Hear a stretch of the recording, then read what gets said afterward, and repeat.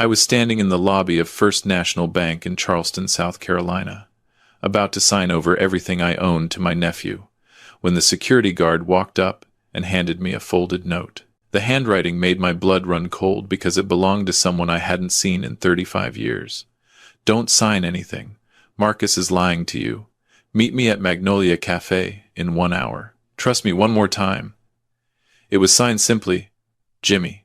Before I explain how a ghost from my past saved me from losing $1 million and probably my life, let me ask you something. Where are you watching from right now? And have you ever trusted the wrong person so completely that you almost lost everything? Drop a comment below, because what happened next taught me the hardest lesson of my 62 years on this earth. Let me take you back to where this all started. 3 months earlier, I was sitting on my porch in Mount Pleasant watching the sunset over the marsh. The house was too quiet. It had been that way since Margaret died 2 years ago. 40 years of marriage. And then suddenly I was alone in a 4-bedroom house with nothing but memories and silence. My phone rang. It was Marcus, my sister's boy. "Uncle Richard, hey. I know I haven't called in a while." His voice was warm, apologetic. "I'm really sorry about that. Work's been crazy." "Marcus," I said, surprised. "It's good to hear from you." How long had it been? 6 months? A year? I'd stopped counting. After my sister Linda died 5 years ago, Marcus and I had drifted apart. He was busy with his life in Atlanta. I understood. "I was thinking," he continued, "maybe I could come visit this weekend? I've been feeling bad about not staying in touch. You're the only family I have left." Something in my chest loosened. "Of course. I'd love that." That Friday, Marcus showed up with an expensive bottle of bourbon and stories about his marketing job in Atlanta.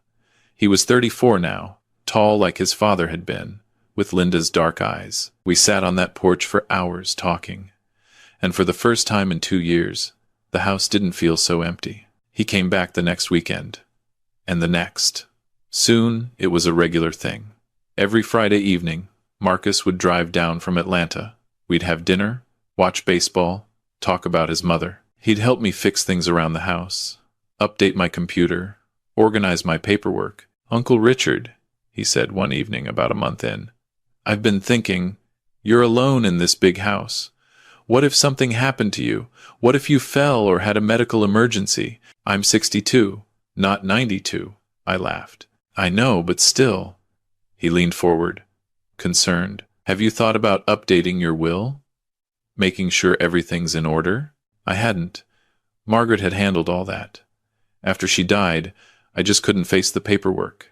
"I could help you," Marcus offered. "I know a great estate attorney in Charleston.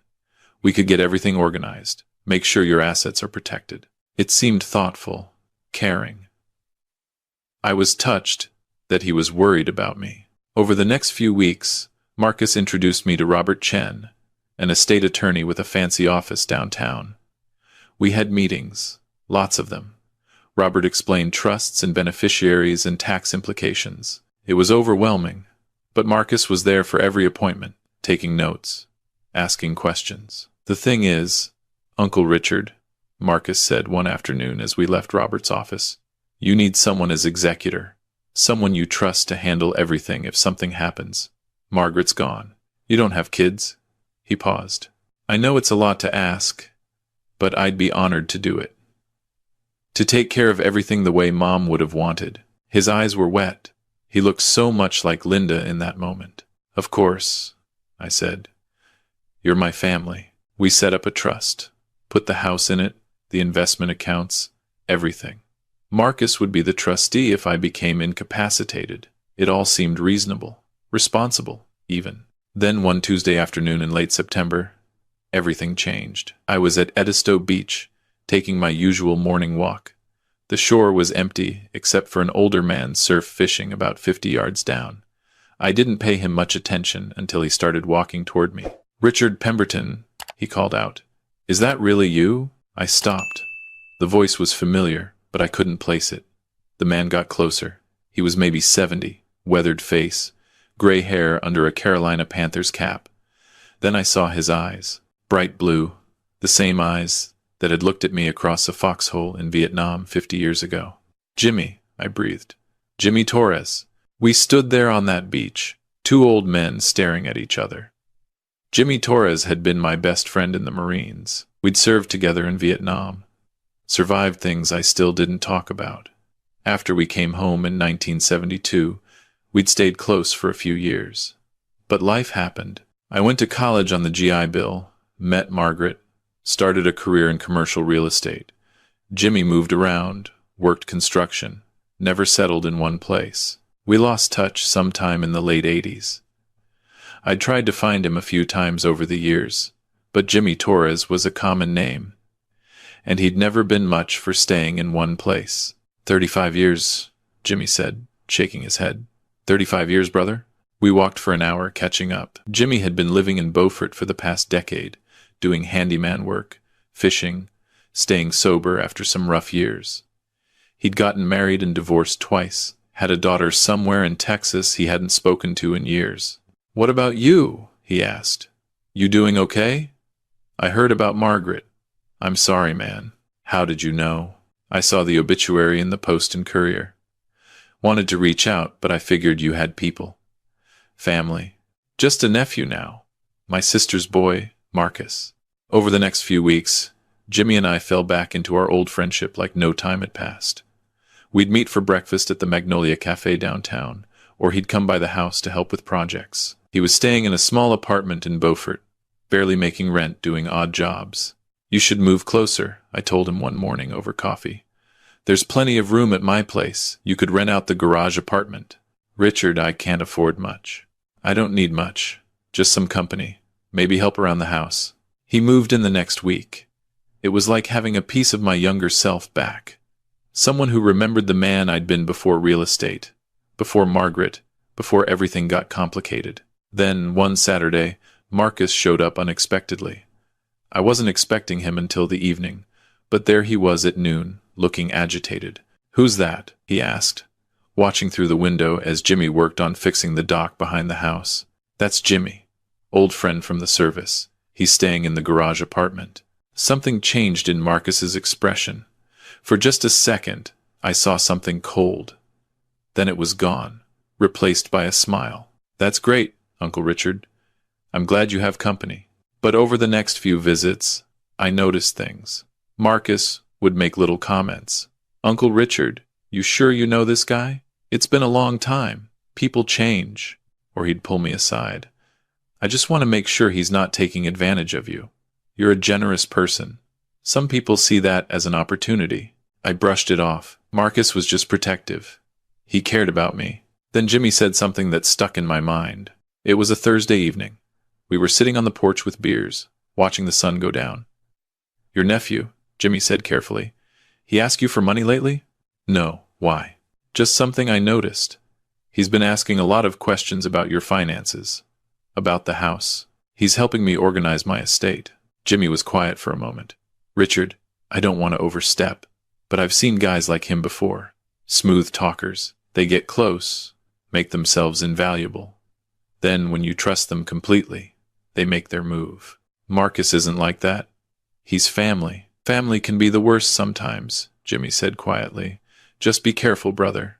That's all I'm saying." I was annoyed. Jimmy didn't know Marcus. He didn't understand our relationship. But then, small things started adding up. I found Marcus in my home office one afternoon when he thought I was napping. He jumped when I walked in, quickly closing the folder he'd been looking through. "Just organizing some paperwork for you," he said smoothly. Another time, I overheard him on the phone in the guest room. "Yeah, everything's in place. Another month, maybe 2. Then we move forward.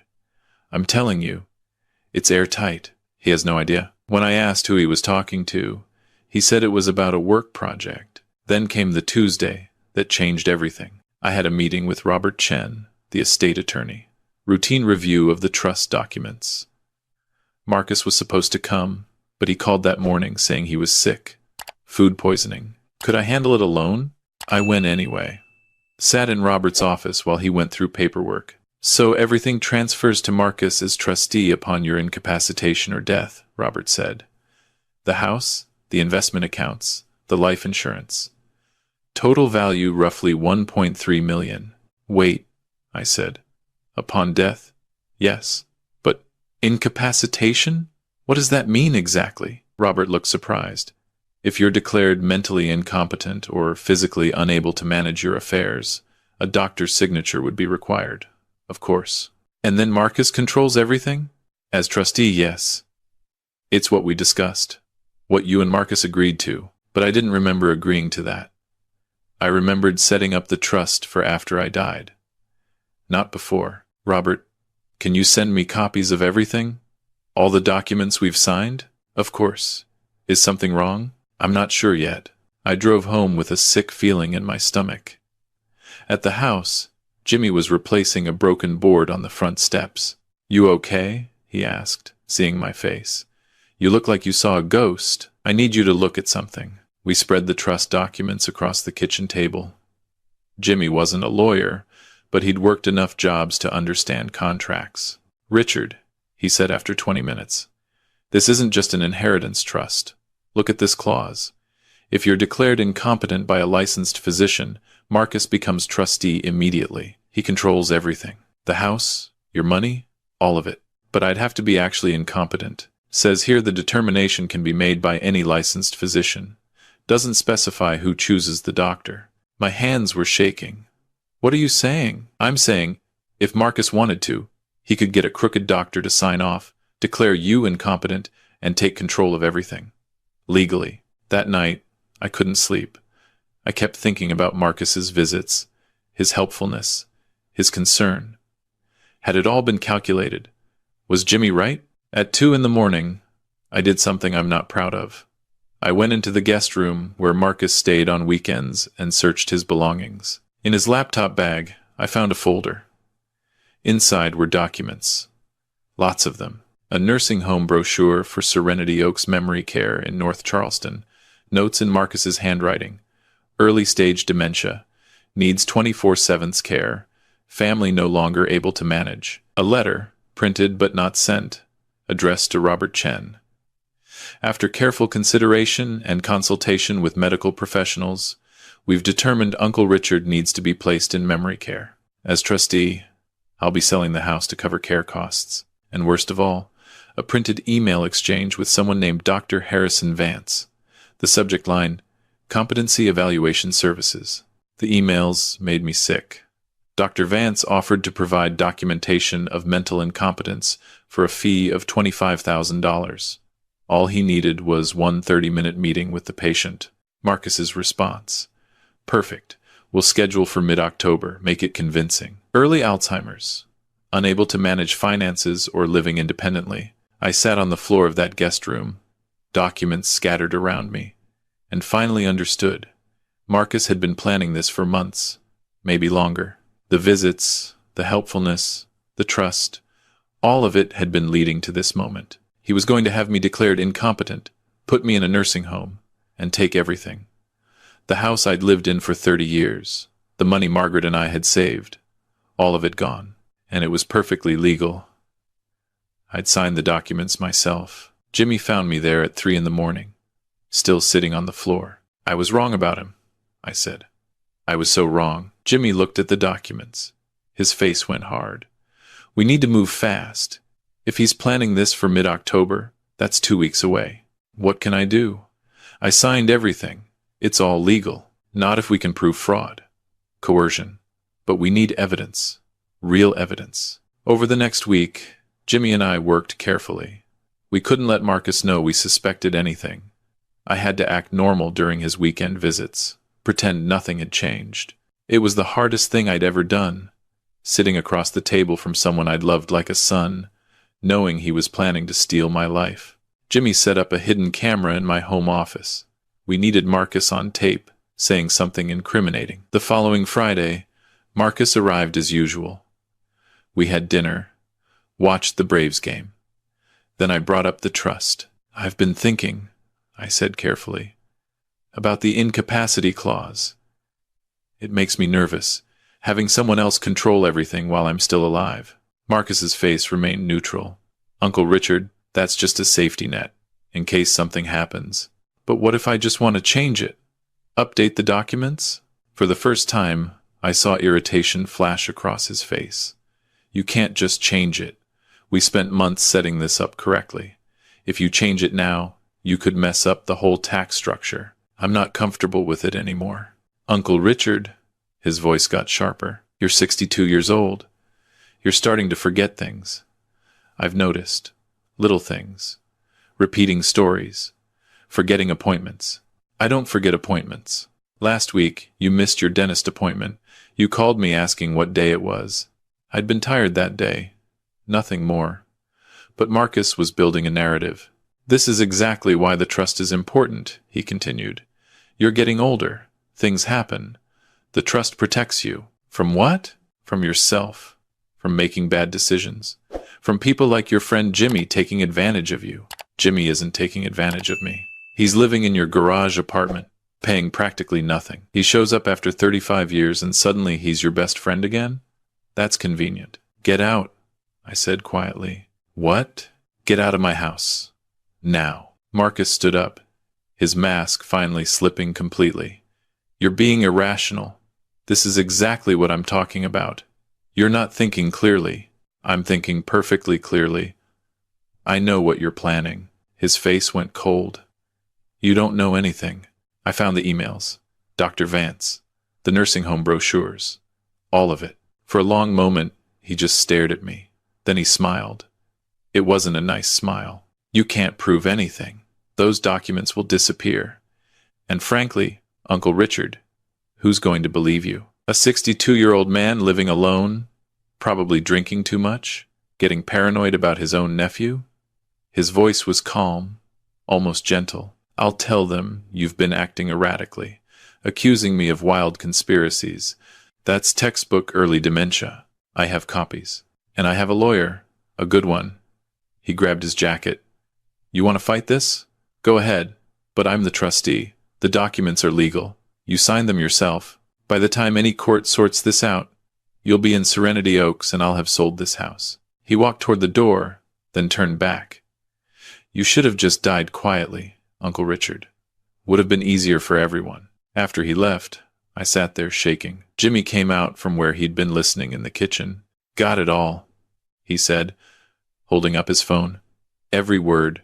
The next morning, we went to a different lawyer, Sharon Blackwell, a no-nonsense woman in her 50s who specialized in elder abuse and fraud. She listened to the recording, reviewed the documents I'd found, and nodded slowly. This is fraud, she said. Coercion, undue influence, probably conspiracy to commit guardianship abuse. We can fight this. How long will it take? Months, maybe a year. And he's right that the trust documents are technically legal. You did sign them. My stomach sank. But, she continued, we can file an emergency injunction, freeze the trust, and start criminal proceedings. I can have that filed by Monday. That weekend was the longest of my life. I kept expecting Marcus to show up, to make his move. But he stayed silent. Monday morning, Sharon filed the injunction. Tuesday afternoon, Marcus's lawyer called. By Wednesday, we were sitting in a conference room downtown. Marcus looked different. Harder.